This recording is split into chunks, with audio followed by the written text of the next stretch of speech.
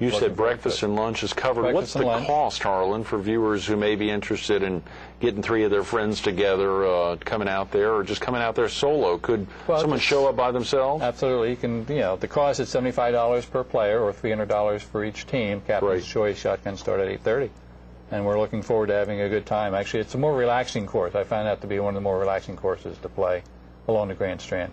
Good. And the people there are great too. Yeah, I hate to ask these pointed questions, but relaxing course, when you say that, for viewers who don't golf often, I'm just wondering, when you say a relaxing course, what do you mean by that? Well, it's an open course. It's not it's not real hilly. Yeah. And it's not a target course where you're looking down a long alleyway of trees or something. It's pretty well open, yet it's nicely bunkered. I think hole number 9 is a great hole. It's a par 4, 390, I think. We got a golfer in here to talk about the tournament. Yeah, I like it, Harlan. That's exciting. Then I think also there's a par 4 on 14. That's a very nice hole. Then 18 comes along the Intercoastal Waterway when you're trying to come in. Of course, there's a trap right in the middle there too. I think it's on the left, and that's where I usually end up on my drive. Did you golf growing up, Harlan? Or Not really. I picked it up in California in 94. So a little more than a decade. Sure. Is your wife a golfer? And either we of your actually kids? started taking lessons in 1980, but then we went also in Anchorage. No, I'm sorry. Go ahead. In Los Angeles, but then we played some golf and she broke her wrist. We actually played some tennis along with her golf lessons, and she broke her wrist, so that sort of took us out of the game for a while. So you she's trying to play a little bit. A little hiatus and then got back in 94. Yes. I bet golfing in California is nice. Nice, but it is a little more pricey. It's really? a little more pricey out there. Yeah, the 100-plus courses you have to we drive have here. about 80. Well, we would drive about 60 miles outside of L.A. and Is play that right? for about $35 or $40.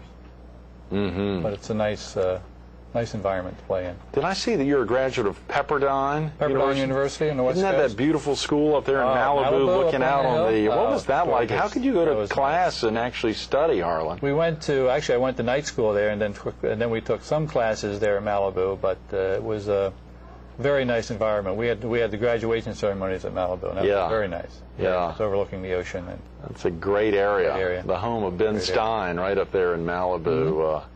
Popular TV guy, and of course I think I saw you had some service in the Marines as well, Harlan. Marines. Is that something you thought about 60s? At an early age, sticking it out in the military? Did you ever think about making that a full-time career? No, that was let's say 4 years in and out. It was right. And I was in the Marine Corps, but I worked on aircraft, and I really enjoyed that. That was a very challenging part of the job. Working on aircraft I bet it was. Yeah, particularly in the 60s or any time, where they're really thinking about overseas travel and a lot of focus there. Mm-hmm. Of course, when we think about Helping Hand, there's so much more. I think you talked earlier as we started about medications and some of the opportunities for folks to really turn to Helping Hand.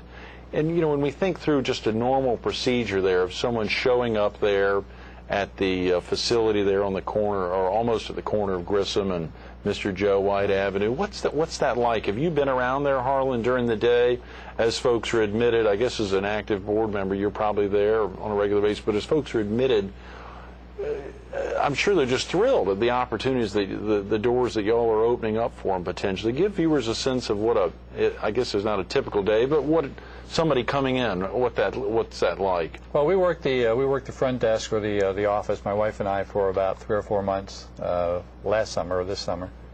And when you come in, you just ask to sign in, just sign your name, and then we look and see if you've been there. We look at our Rolodex files and see if you've been there. If not, then there's some paperwork you have to fill out for either food, or also there's a document that we fill out that helps Myrtle Beach to keep track of homeless individuals. They ask you to fill that out. But as much information there as you can. We're not really required to, let's say, check your records.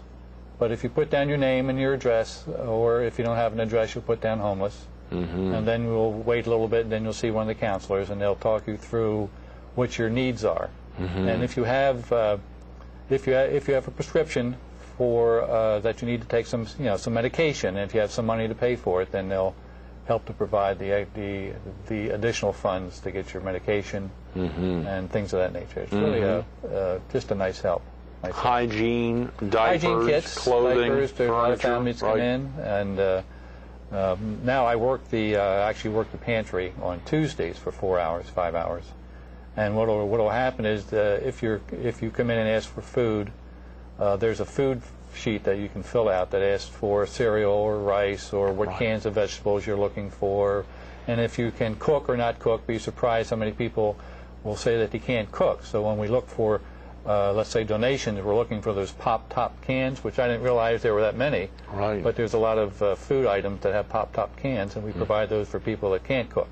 Or people will just have access to a microwave. So you have to look and see what they're looking for, what their needs are, and then you fill their food bags with sort of what you have on hand and what they can use to, let's say, get through the week. That's tremendous, of course, and some of the needs that folks have do stretch to diapers oftentimes. Well, they do, a lot of the infants clothing. And so you interface a good bit with the other two. You said there's two other agencies that utilize that same facility. Do you all overlap at all? Not, well, we do as far as referrals. We'll refer some individuals that need some clothing to the actual thrift shop where they have clothes. And then we have a lot of, I guess a lot of our clients will come in at lunchtime because that's when the community kitchen provides a provides a free lunch to about 150, 160 people each day of the week, Monday through Friday. So people will come in and, let's say, leave their sheets with us, information, and then they'll go eat, and then come back and pick up whatever they needed from us. And when you speak about agency referrals, you mean the opportunity to actually refer them out to other groups like that, or even other absolutely. groups? CASA or I think the Street Mission. Street Reach. Street Reach, and then I think Little River Medical Center is where we send a lot of our people that have to go see the doctor. Some people will come in and they'll require, let's say, a doctor's visit, and we'll send them out to there. And so there's a number of agencies, once you talk to the counselors, that they can refer you to if you need. Excuse me, not to cut you off. I was thinking about that. What was it about Helping Hand that got you and Marie interested in wanting to make a difference with that group? I mean, there's so many. Well, actually, what happened was when I was working at church, because I actually helped clean the church at St. Andrews. One of the gentlemen that was working with me was working at the kitchen, and then it so happened that the board member for St. Andrews was leaving town and moving out to Arizona. So he asked me to fill out his term. So I thought the combination between having known an individual at the kitchen versus maybe serving on the board would be a nice way to help people out a little bit more than what we would normally do. Sure. So we ended up on the board, and as a board member, you're required, of course they didn't say that initially, but you're required to help out quite a bit. They didn't say that initially, They say that after the fact. Right. So we went in there, my wife and I actually went in there to see one day. They said they recommend you come in for a couple hours and view the operation and then see what you can do, if you want to help in the front desk or work in the pantry. So we got there at 11:30. By 12, we were already sitting at the front desk and working. Oh, yeah, put them to work. To get your assimilate. volunteers to go to work, which is nice. Which is nice. That's what we're looking for, too. If you want to maybe provide some time, you can come down and look at the operations. Great point. I'm sorry I hadn't asked that earlier. You do have volunteer needs? We have about 25 volunteers. Now, during the winter, we actually have out-of-state volunteers. I guess the various snowbirds will come in, and they'll come over and help out. So we don't really... My wife and I really didn't do that much over the winter. That's how I ended up in the pantry, because that's where they needed some of the help. And then during the summer, the locals will actually fill the gaps. And we're also looking for people that may be just on a part-time basis. Some people need to take off and not really show up for their assigned shift. And if we have some extra people, that'll help fill the gap. The 843-448-8451 number is a good number to call if they wanted to offer volunteer opportunities if a viewer could possibly donate. How about donations? Are you all seeking donations on a regular basis? We look for the various sponsoring churches will have a food drive, so we look for those bags of food, or we'll look for money also, because if we're short, which we are during the summer, which is why the golf tournament was selected to be run in August. That's when our shelves are a little bit bare. We'll go out and spend money that we have at the Low Country Food Bank. We'll be able to buy food there at a reduced price, or we'll just go to the stores and ask for some needed supplies that we might need to help to fill the shelves. Is there ever a short-term shelter opportunity associated with Helping Hand of Myrtle Beach, Harlan? If a transient, the original idea, those teenage transients back in '71 when First United Methodist stepped up to get the ball rolling, is there ever a short-term shelter opportunity? If you come in and need some place to stay, there's a number of places that you can be referred to. There are some motels that actually help support us in that fashion. Really? In that they'll say, well, send somebody over and then we'll negotiate the rate or the price, or they'll just provide an evening or two free if the need arises. That's tremendous. So we have a lot of local support under the under the radar, as they say. It's nice. It's nice. There have been times when I've gone in on Tuesdays, and we'll be short of, let's say, fruit. There won't be maybe a couple cans of fruit on the shelf, and then within an hour, somebody will show up at the back door with maybe 5 or 6 bags of canned goods, and most of those will be fruit. So it's sort of,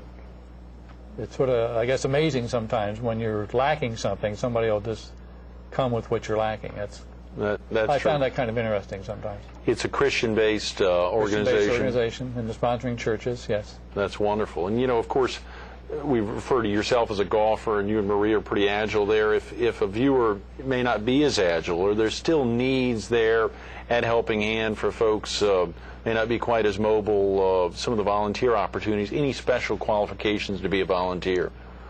Breathing. No, not really. It's just that desire to help. Okay. And just to be nice to people, which is what we always try to do, and not be that much judgmental. Just have that nice personality that you would like to treat people the way you're treated, and just help out, just give people help. And you have to be a little bit firm sometimes. You really have to tell people that, no, we can't help you now because you were here last month, so we only provide services to people, let's say, every 30 days or 60 days or 90 days. It's not like you can come in every day and just get a bag of food or get some help. It's something that we help you with. We give you one hand with the help, and you have to help yourself with your other hand. So that's why it's sort of a nice agency in that it does fill a gap, and you do have to go see the counselors and really have a need that's really, I guess, passed on before we provide the services. It's kind of a good way to help people, and I think that's what it is. It's just to help. Those are great words, Harlan. Well, thanks so much for being with us this morning. I'm sorry we've run out of time. Well, thank you, Greg. It was just a pleasure to be here, and thank you for helping us promote our golf tournament this Saturday. Absolutely. 20th annual. Stay tuned to more Carolina People with Harlan Roeser coming up next. Can you breathe? Can you breathe? You heard Harlan say it. Just being able to breathe. Take the time. Get out there for a couple hours a week. They've got needs, true volunteer needs, particularly here in the summertime. They've got needs because there's a lot of folks who are turning to Helping Hand of Myrtle Beach that have been turning to Helping Hand of Myrtle Beach for many, many years. The Elizabeth Chapin Patterson Community Assistance Center right there, 1411 Mr. Joe White Avenue, a great location close to the intersection of Bob Grissom Parkway and Joe White Avenue, a magnificent facility. Take the time. Give them a call, 843-448-8451, 843-448-8451, or go online to helpinghandofmyrtlebeach.org. A lot happening over the next 100-some hours. Get ready for this Saturday's 20th annual golf tournament, Myrtlewood Golf Course. Shotgun start 8:30. You heard Harlan say it. Try to get out there a little early. You'll get breakfast, lunch, on-course refreshments, a golf cart, greens fees, everything covered, $75 a person. Take the time. Go online, helpinghandofmyrtlebeach.org, or 843-448-8451.